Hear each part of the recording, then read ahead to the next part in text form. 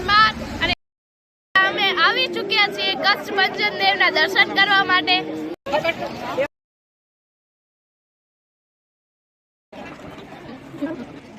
ભવ્ય વિશાળ ભોજનાલય આવેલું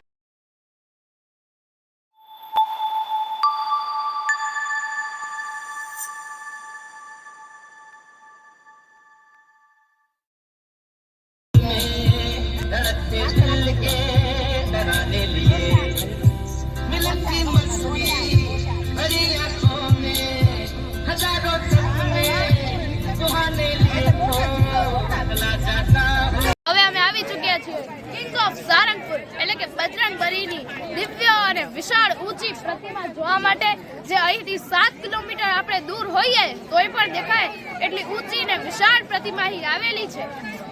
ગુજરાત રાજ્યના બોટાદ જિલ્લામાં આવેલા સારંગપુર ગામમાં કે જ્યાં કચ્છ ભંજન દેવ આપણા દુઃખોને હરવા માટે હાજરા હજૂર છે।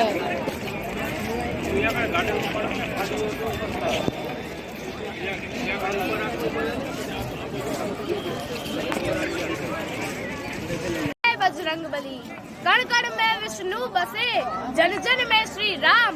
कण कण में विष्णु बसे जन जन में श्री राम। प्राणों में माँ जानकी और मन में बसे हनुमान और मन में बसे हनुमान। जय जय बजरंगबली। અહીં પર ખૂબ જ વિશાળ જગ્યા આવેલી છે અને ખૂબ બધા લોકો બજરંગબલીના દર્શન કરવા માટે આવેલા છે।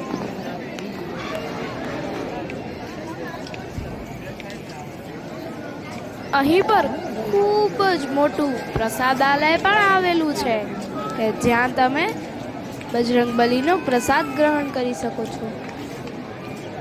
અમે આવી ચૂક્યા છીએ કચ્છ ભંજન દેવના દર્શન કરવા માટે।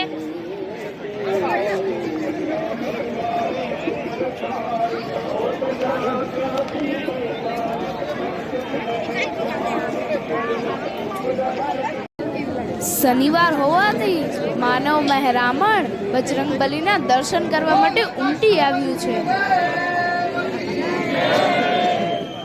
આપણે શ્રી કષ્ટભંજન દેવના દર્શન કરી અને પાવન થઈએ। કષ્ટભંજન દેવ કી જય। બોલે બજરંગ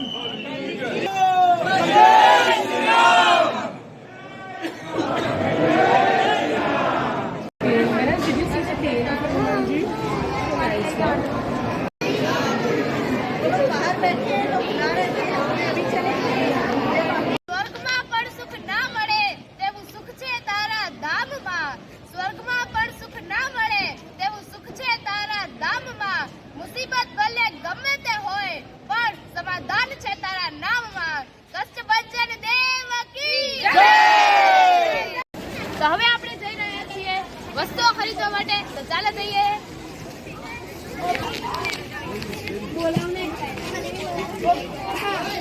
અહીં પર ખૂબ મોટી બજાર આવેલી છે જ્યાં કેટલીક વસ્તુઓ તમે જોઈ શકો છો।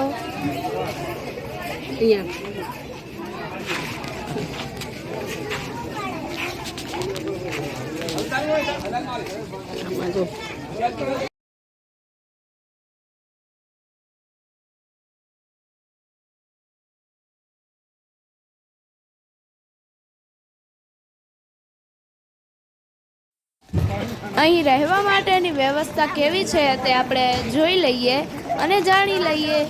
અને અહીં પર રહેવા માટે ભાડે રૂમની સુવિધા પણ આવેલી છે।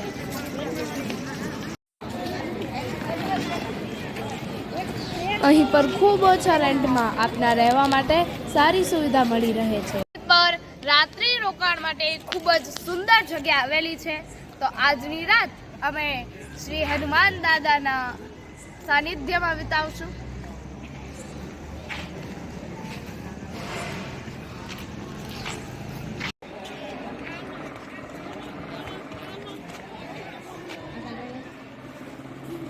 મારો ફોટો પાડવાનો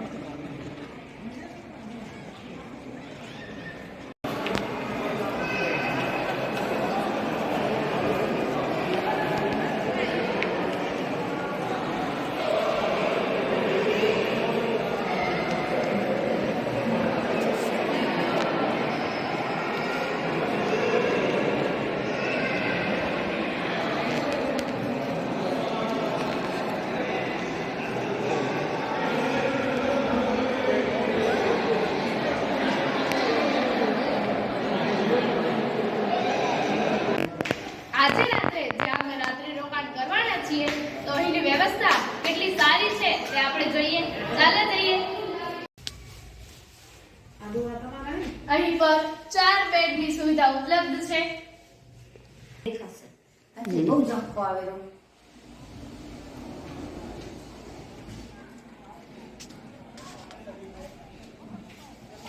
અહીંથી બહારનો નજારો ખૂબ જ સુંદર લાગી રહ્યો છે.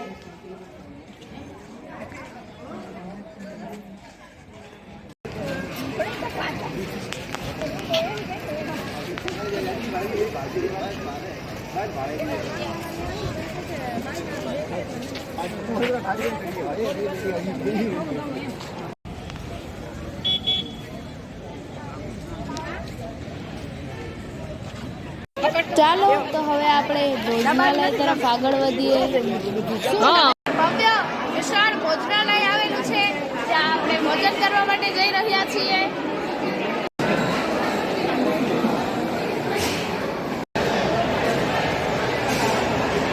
અહીં પર 5000 જેટલા લોકો સાથે મળી અને ભોજનનો આનંદ લઈ શકે તેટલી સુંદર વ્યવસ્થા કરવામાં આવેલી છે.